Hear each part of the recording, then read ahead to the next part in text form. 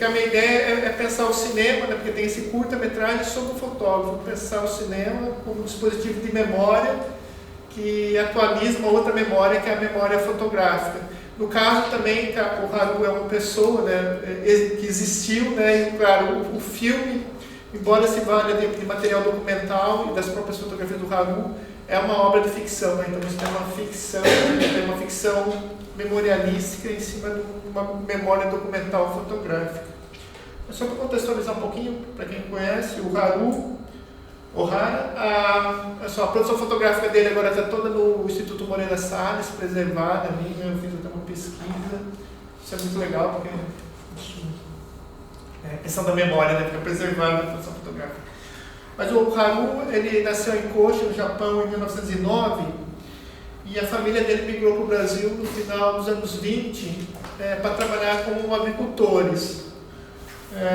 Havia toda uma propaganda sobre o Brasil no exterior, o Brasil como um país onde se plantava o pé do dinheiro, que na verdade era o café, né? Então, a família dele empobreceu no Japão, os problemas políticos no Japão também, e eles decidem vir para o Brasil justamente para trabalhar na lavoura. Eles acabam tendo uma vida muito difícil aqui, na verdade, no paraíso, como eles pensavam, era uma ilusão, né? Depois ainda passaram pela guerra, Segunda Guerra Mundial, havia muito preconceito contra os japoneses no Brasil, né? Isso ao longo da vida dele então, foi uma vida um pouco acidentada. Mas ele tem o que é muito interessante nele é que ele vai trabalhar na lavoura, ele é um agricultor na lavoura de café e de forma amadorística ele fotografava. E o que ele fotografava basicamente era as atividades no campo, na cidade de Londrina, hoje é a cidade de Londrina, né? Aquilo era só mato, então eles realmente derrubam aquilo para a lavoura de café, né? E assim, acordavam cedíssimo, passavam o dia todo na lavoura, voltavam no fim do dia com o pôr do sol. Tem várias fotos bonitas assim, dos agricultores voltando no fim do dia.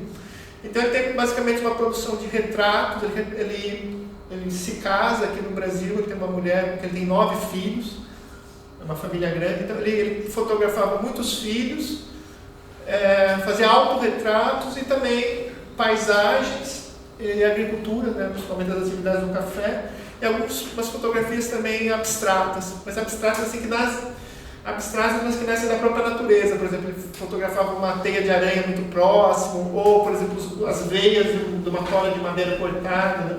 Essas seriam as abstrações dele. Ele chegou ao Brasil com 18 anos incompletos, né, de trabalho.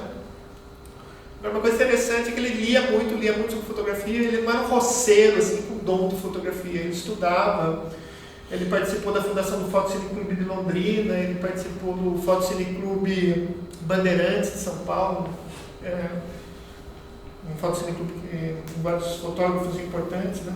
Isso é interessante para pensar porque ele faz essa transposição assim, difícil no Brasil, né? Ele é um homem do campo, mas ao mesmo tempo intelectual, né? Como há muito preconceito em relação ao homem do campo, né? Ele faz essa junção de uma forma bastante interessante.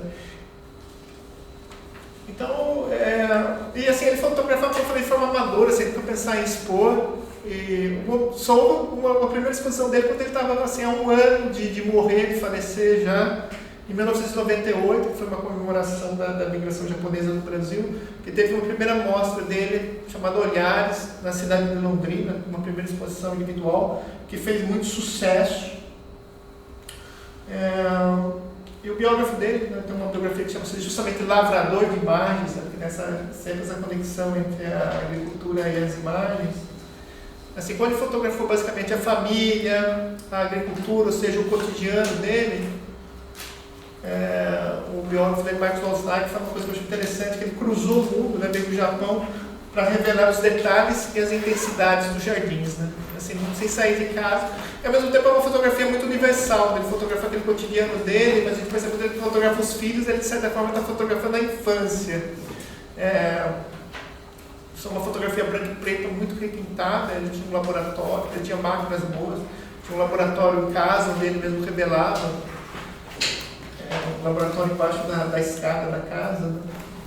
E é interessante, quando ele aparece, digamos, publicamente para o público, ele não aparece, né, para o público propriamente, já no final dos anos 80, Zunlaki observa que o Haru ele renasceu zen. Ele é incorporado dentro de uma perspectiva de uma fotografia zen, talvez até por ser japonês, e por fotografar o campo, as plantas. O Marcos Zunlaki observa o seguinte: seu olhar após anos de exercício, experimentação e estudo era capaz de captar o vazio deixado pelos fenômenos da natureza. Sua descontinuidade, sua imprecisão, o trânsito permanente entre vida e morte. Então, você está fotografando as plantas, aquilo que existe, que depois não vai existir mais. Né? Tem muito a ver com essa coisa do budismo mesmo, da impermanência de tudo. Né?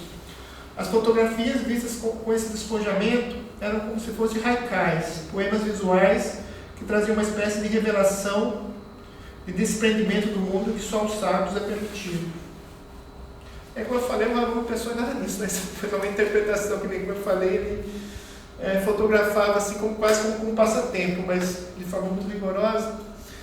E foi feito Rodrigo Grota, um cineasta, ele fez um curta-metragem que chama-se justamente Haru Ohara, que tem 16 minutos, que ganhou diversos prêmios, mas eu destacaria a melhor direção e a melhor fotografia do Festival de Cinema de Gramado de 2010. O papel do Ohara é interpretado pelo ator Marcos Isatomi. Eu vou mostrar um trechinho mínimo para a gente ter uma ideia do que é o documentário. Sim, por favor.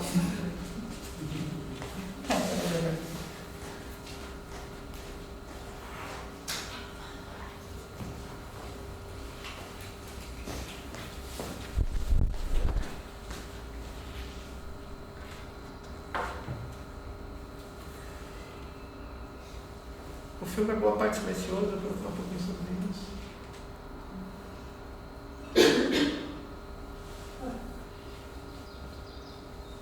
Esse céu a gente pode pensar que é um céu que aparece pela primeira vez dessa forma, porque antes você tinha mata e árvores, né? Isso foi derrubado para a lavoura. Né?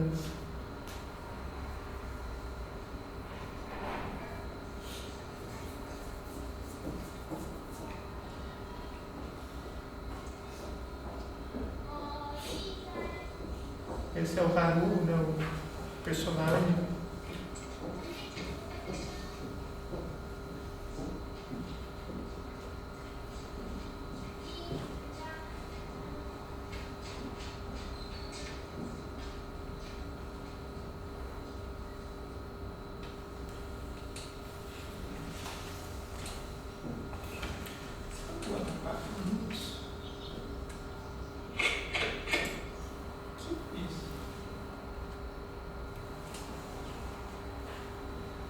Curta várias cenas que mostram o Haru fotografando em meio à natureza, em meio ao campo.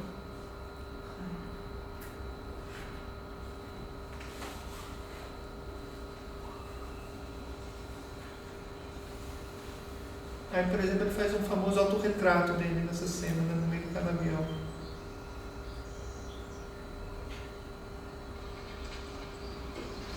Falta 6.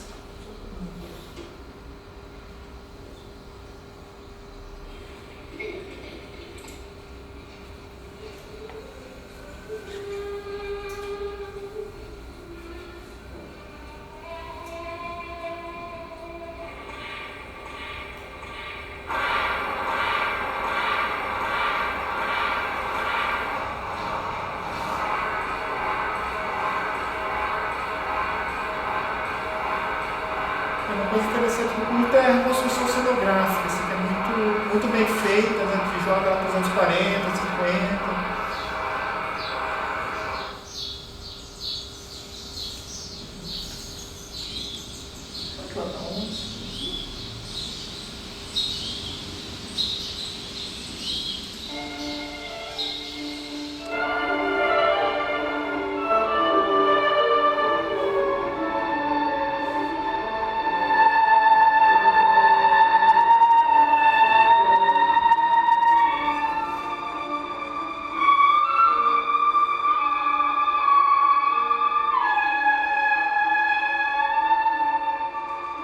Essa é uma famosa foto que ele faz das crianças na escada, que é a capa do livro do IMS.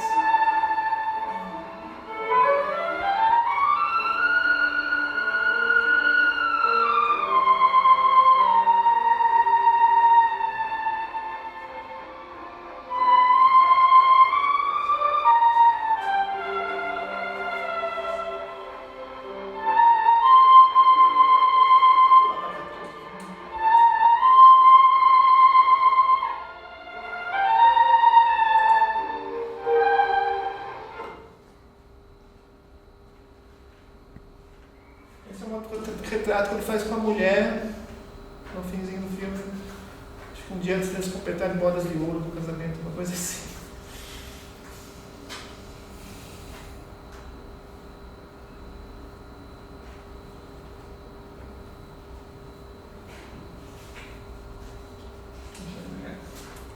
Eu vou passar o livro. Esse filme a gente consegue acessar? Sim, tem no Porta-Curtas, Petrobras, eu acho que tem no YouTube também. Esse livro ficou esgotado por muito tempo, eu fiquei procurando. Agora o Instituto Moreira Salles lançou de novo, que foi uma amostra no próprio Instituto com as fotos do Haru, né? Essa foto, inclusive, da menininha pulando, né? Uma coisa interessante para pensar a fotografia dele, que era uma fotografia muito pousada, né? Ele era muito preparado, assim. O acaso raramente era bem-vindo, né? Embora às vezes aconteça, tem uma foto que ele tira das crianças e de repente elas começam a dar risada, talvez achando o pai engraçado. Ele tem várias fotos assim, é muito bonito o catálogo da exposição. Pode acender a luz lá.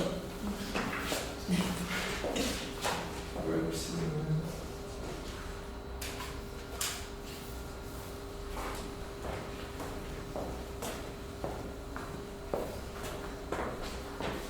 Como eu falei, ele fotografa basicamente as atividades do campo e a família, né? O grosso da produção dele nos anos 50. Nos anos 80 ele chega a fotografar, ele já se muda para a cidade, fazer umas fotografias coloridas, mas sempre de plantas na cidade de Londrina, né? Ele passeava, se incomodava ele pela cidade, mas não é a produção mais importante dele, não tem essa rigor, essa composição que tinha as fotos em branco e preto dos anos 50 principalmente.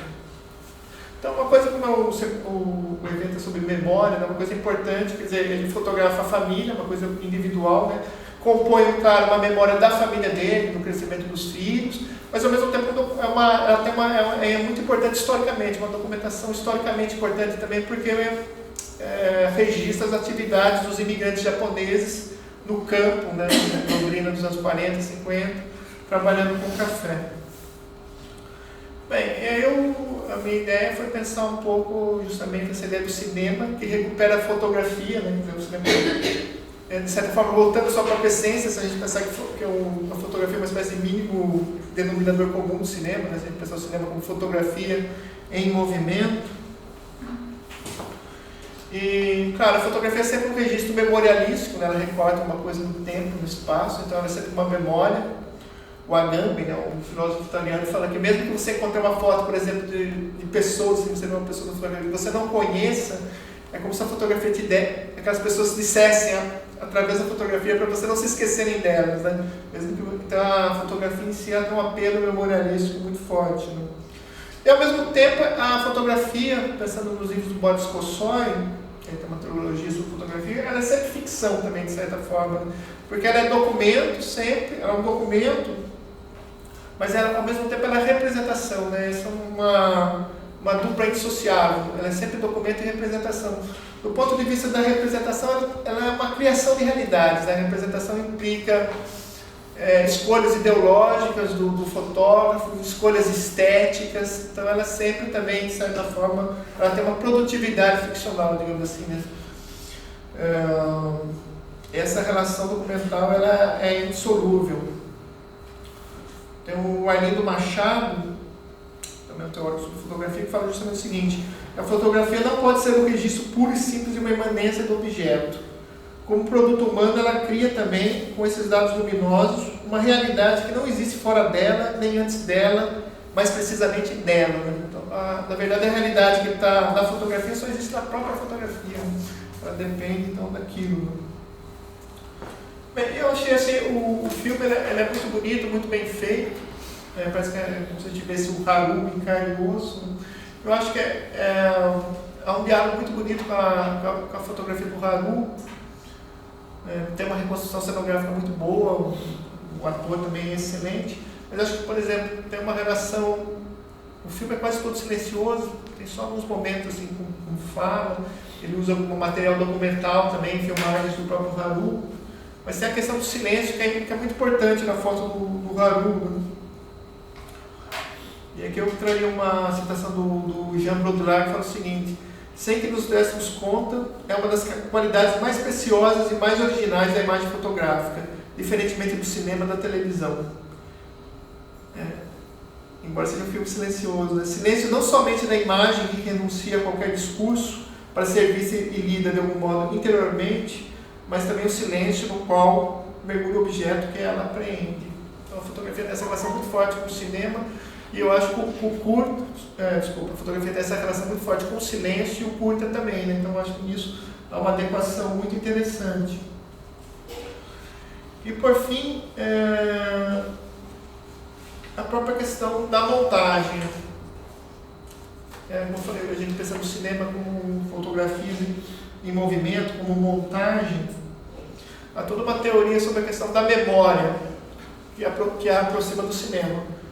Desde o Eisenstein, por exemplo, cineasta russo, que tinha uma teoria, por exemplo, que nada se aproxima mais do pensamento humano do que o cinema. Seria o que mais revelaria, por exemplo, uma atividade mental, né? Porque você pensaria por imagens e, de certa forma, montaria isso na sua cabeça. Então, ele tinha essa ideia, né, do cinema como aquilo que mais se aproxima da memória. Diferentemente do cinema, no entanto, né, o cinema ele chama atenção, de certa forma, para a montagem, né? Principalmente um certo cinema experimental. Enquanto na memória, né, quando você se lembra de alguma coisa, de certa forma, a gente passa por cima da montagem para cair direto no conteúdo, que é aquilo que nos interessa. Né? Você faz um passeio com sua namorada, por exemplo, na Lagoa Rodrigues de Freitas, e depois lembra daquilo, você não vai lembrar de cada passo que você deu, né? Você se lembra, por exemplo, que você estava com sua namorada, você pegou o barquinho lá, ela te deu um sorvete, você sorriu, aí você vai fazer uma montagem dessas coisas, mas sem a noção da própria montagem, né? Isso, de certa forma, ocorre de forma fulminante e inconsciente, é o que interessa ao conteúdo. Mas há um livrinho de um fotógrafo também italiano, siciliano, Ferdinando Scianna. Ele tem um livro que chama-se O Espelho Vazio, Fotografia, Identidade e Memória. Eu queria concluir com isso. E fala justamente sobre essa questão da memória, da fotografia e do cinema, que eu acho que está tudo entrelaçado nesse conjunto aí que eu estou discutindo. O Scianna escreve o seguinte: Milan Kundera, no seu livro A Imortalidade, nos oferece essa hipótese literária e fotográfica. Na tentativa nostálgica de recordar as mulheres de sua vida, Rubens, o personagem do romance de Kundera, descobre que a memória não filma, a memória fotografa. O que Rubens conservou daquelas mulheres são fotografias mentais, instantâneos mentais de seus amplexos amorosos. E aí ele cruza, né, essa informação literária, né, do personagem que está se lembrando das mulheres que amou, né, e percebe que a memória não filma, mas fotografa, com toda uma teoria sobre o cérebro humano mesmo, como funciona o cérebro. O cérebro, na verdade, essa coisa que a gente vê como, assim como no cinema, né, que a gente vê uma coisa contínua, mas na verdade aquilo são fotogramas, né, que giram numa velocidade que você não percebe os cortes. A memória também funcionaria assim. Aí já do ponto de vista mesmo dos estudiosos do cérebro, né, da medicina, digamos, né? Ele escreve o seguinte: porque substancialmente nós percebemos somente inumeráveis átomos de sensação em prodigiosa velocidade, as que reagrupamos como imagens constantes, ou vice-versa, os montamos, esses átomos de percepção, em vertiginosa sequência, transformando em um filme os muitos instantes perceptivos. Na verdade, o próprio cérebro estaria fotografando o tempo todo, né, e montando, mas numa velocidade extraordinária, né? A ideia compartilhada do contínuo presente que temos em nós mesmos é uma aparência, uma maquiagem, truco italiano. É uma aparência, um engano do nosso cérebro, do nosso córtex cerebral, que nos faz aparecer como uma fita contínua, que ao invés é uma sequência fragmentada, uma coleção de fotogramas. Tudo em realidade chega em nosso sistema nervoso sob a forma de átomos de percepção, com os quais fazemos a montagem. Somos nós, o nosso cérebro, que construímos o filme. Então eu acho assim, dá para pensar esse culto a partir disso, né? Como ele traz a fotografia, ele é todo construído também com imagens fotográficas do próprio Haru, né? No final aparece bem isso. Eu estou terminando mesmo. E ainda nessa linha, há um texto do Freud também que chama-se Lembranças Encobridoras, contando talvez a questão da memória, né? Que ele fala que às vezes você se lembra de uma coisa que encobre uma outra lembrança mais antiga e mais impactante, né? Você tem uma lembrança e essa lembrança, de certa forma, está escondendo uma lembrança que veio antes, né?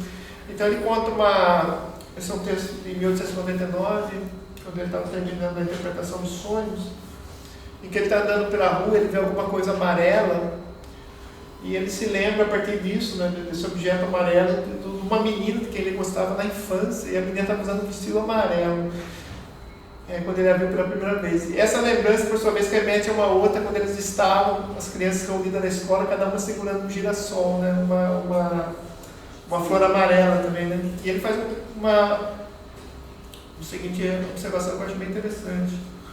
O amarelo no vestido, uma evocação de um desejo distante, e o amarelo das flores e sua gradação de sol e luz é a marca através da qual acontece aquela fabricação da lembrança. Ele usa esse termo, né? A lembrança, na verdade, é fabricada.